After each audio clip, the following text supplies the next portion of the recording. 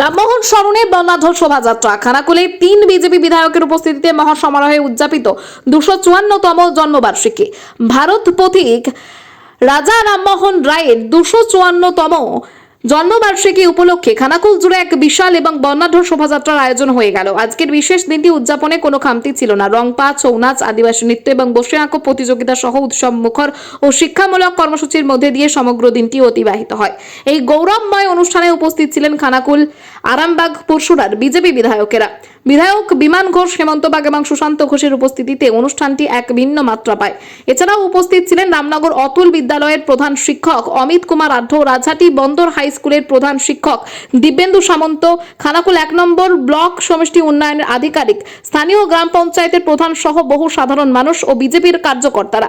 উদযাপনের শুরুতে রাজা রামমোহন রায় মেমোরিয়াল হল রাধানগরে তার আবক্ষ মূর্তিতে শ্রদ্ধা সাথে মাল্যদান করা হয়। এরপর সেখান থেকে একটি সুসজ্জিত ও বর্ণাঢ্য শোভাযাত্রা সহযোগে রাজা রামমোহন রায়ের মূল বসত বাটিতে এসে পৌঁছান সকলে। সেখানে একটি বিশেষ অনুষ্ঠানের আয়োজন করা হয়।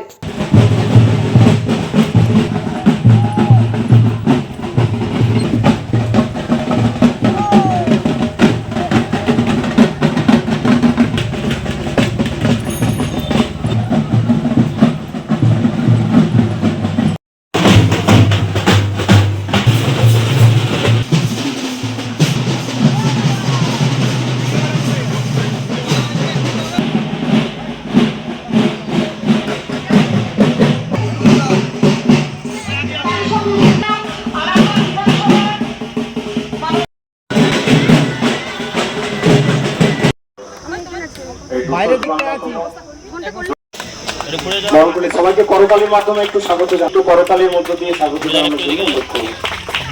হেমন্ত বাগ মহাশয়কে ফুলের স্তবক, উত্তরীয় এবং ব্যাস দিয়ে